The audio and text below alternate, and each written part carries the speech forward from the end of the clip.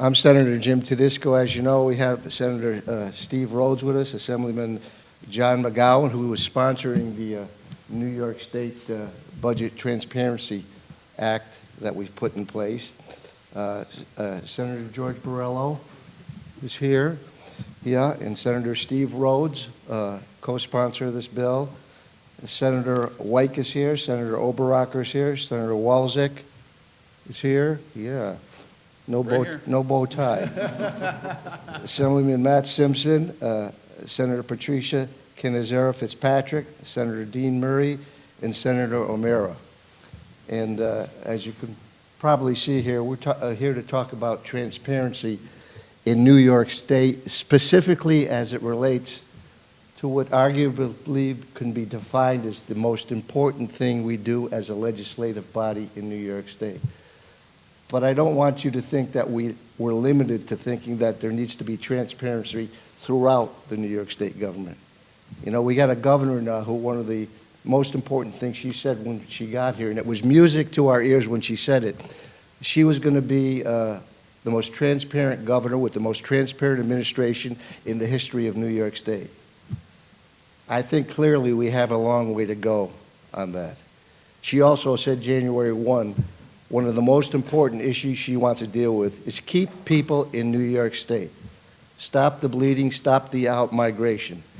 And as I look at the three budgets in the two houses and from the governor, basically one voice from one political affiliation, primarily from one region of the state, I don't think we're going to fulfill that challenge to beat that back with what we're looking at right now. And as we talk about transparency as it relates to this particular budget coming up, we are going down right now the same old slippery slope that history has shown us has not worked very well in New York State. We're about to reach a point, and whether it's 2 days past the budget, late, 3 days, on the day of the budget, that probably we're going to be asking the same question we ask at just about every budget once it comes to us in some way. And that's going to be a budget that probably brings us into our Senate and possibly the Assembly chambers at 2 o'clock, 3 o'clock, 4 o'clock, 5 o'clock in the morning. And it's also going to be a budget which uses messages of necessity to get it done. And the question, which has become a rhetorical one right now, we never get an answer for it, is if you really think, the majority who controls all levers of power in New York State, that the way to do a budget is to do it in the middle of the night when you can't be here, the fourth estate, to cover it, to see the questions we want to ask, to see the concerns we have as a budget, as representing collectively our conference, millions of New Yorkers. And you think a message of necessity, not allowing us to read the budget, digest it, so we can better interact with our constituents in relationship to it. If you think that's a good idea to do a New York State budget, most important thing we do in the course of the year, why don't you have your press conferences at the same time for your individual concerns, 2, 3, or 4 o'clock in the morning? They don't do that. You know why they don't do that? You do know why they don't do that. Because in darkness, democracy dies. They want transparency for their ideas and their singular issues. Not so much with a budget that's between $130 billion and probably $136 billion. Not so much transparency there. And I was thinking about that driving into work today. Who are most important to have us have transparency as a legislative body in New York State, dealing with everything but especially the budget? Who are the most important people, most successful people in moving the agenda forward? It's not governors, it's not senators, it's not assembly people. It's the most important part of this representative democracy. It's the taxpayers, it's the voters, it's the constituents we represent. They're the most important. Now, when we do this budget, I can't guarantee it, but if you look at history, it is going to be in the middle of the night. And what you're going to have is our constituents in the middle of their dreams. Hopefully they're having sweet dreams. But we may be about to create a nightmare for them with the budget we're putting in place right now. We are not only senators. We are not only public servants. We're representatives. And a representative gets back to its constituents, it listens to them, it finds out where they want their state to go, and it puts it in that place if it possibly can. It has an agenda. A budget is a collection of policies and programs and issues and gives us direction. This budget goes in the wrong directions, is the antithesis of what they're telling us. How do I know that? How do you know that? You've looked at the polls. You've looked at the surveys. Democrats and Republicans, same two issues resonate to the top of the list. When I get calls in my office and they tell me, when I get my pension, I'm leaving the state of New York. When my son or daughter graduates, we're leaving the state of New York. Why? Number one, they don't feel safe in the streets anymore. They're not quarantining necessarily because of COVID. They're staying home at nights, not going out by themselves because they're concerned about their public safety. It resonates to the top of the list in Democrats and Republicans across the board. Now, Governor Hochul had a tough election last year. 2-1 state. That was a very close election. I think somebody's telling her, you got a choice now. You can roll again, or you can stand up and take a stand now. And she put forth some proposals we can accept in terms of public safety, especially the concept of doing what 49 other states do. Give reasonable discretion to judges to decide if the person before them is a danger to themselves or others. Because as they've dumbed down carjacking and burglaries and muggings and assaults, and the least restrictive decision is put in place, the public knows and they see it. It's happening in my district. It's happening in my colleagues' district, Democrats and Republicans. I think the data shows that. The governor has given us the data. Probably top of the list. A photo finish was that. What that is, they can't afford to live in New York State anymore. Taxes and spending, they talk about. Taxes and spending.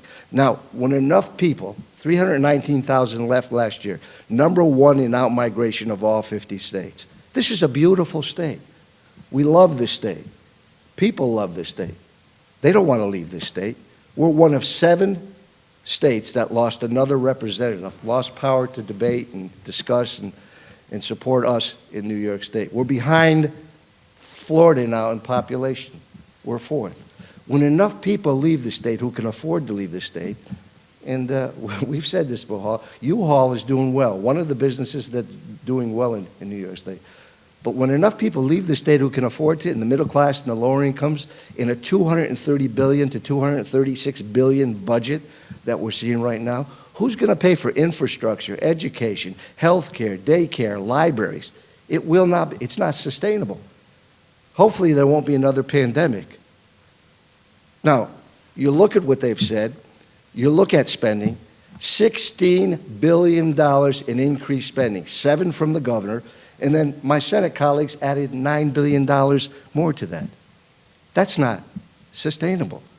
Going above and beyond that, the engine that makes our economy roar, small businesses, is being taxed. That $8 billion, remember when our governors closed down our small businesses, people had to go home, it was the COVID virus. Well, we had to give them unemployment. The governor borrowed $8 billion from the federal government. How did she pay it back? Not like 3/4 of the states did with the back end of COVID dollars, pandemic money from the federal government. She paid it back by an $8 billion assessment fee on small businesses, $200 per employee, and $27.68 of interest ongoing. She's doubled down, this government has doubled down on just the opposite of what a representative should be hearing and is hearing from the surveys and the polls and in our offices. So what we're saying now, at least on this budget, and this is a constitutional change, this bill we're talking about, and there are other bills that would change the Constitution.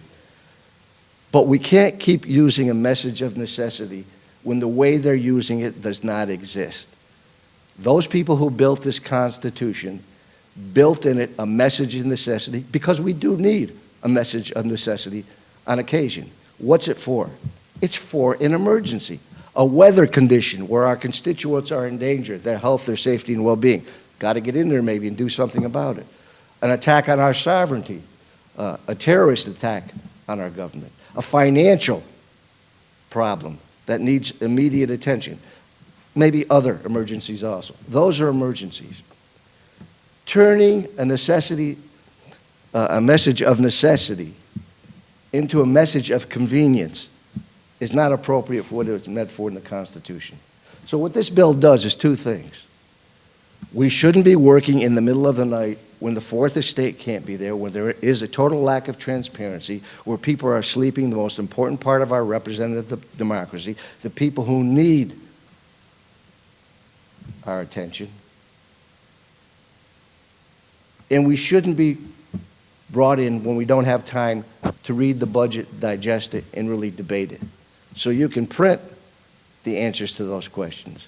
The last thing they want to do is answer questions about this budget when you see the surveys which relate to those top two areas I talked about. They want to get in, they want to pass these 11 or 12 bills, they want to go on vacation, and then you'll have to track them down and make them answer the questions we're going to be asking so you can tell our constituents that's not the way government should work. So this is going to take two successive bodies of government. It's going to be a very difficult lift with the control they have, both houses and the governor. We understand that. But we have to do what we have to do to get that transparency. But what we're asking them, at the very least, be proud of the product you bring forward, bring it out between 8 a.m. and 12 midnight. That's what the legislation says, that you could not go beyond that, and never use a message of necessity. We do not need a message of necessity. These are not emergencies. I mean, if we go 2 months or 3 months and school districts and non-for-profits have to borrow because the education money is, but we pass extenders all the time. I hate to see us pass extenders. I want an on-time budget. My colleagues want on-time budgets, but we'd rather have a good budget. One where we prove that we're representatives, where we listen to people that we represent, and that's why we told them to elect us. So we can get back to them and say, what do you want your state to be? They want to be safe. They want to be able to afford to live here. They love the state. But a lot of them are leaving right now. And I want to let you know this. Me and many of my colleagues, we'll work 24/7 every day, 7 days, as many days as it needs for them to get their heads straight and look at the fact that they've each had different budgets. They've each known for months and weeks what the differences are. These each had the chance, they control all levers of power to negotiate and come to a compromise. Whenever they do, we're ready to do the budget.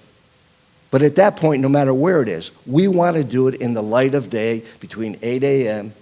and between midnight, and we don't want to have a message of necessity. We want to understand the budget, and we want to be able to debate, and we want you there to listen to the debate, to listen to the questions. That's what this proposal is all about. But the real request we have, because this can't be done, but they could do it themselves.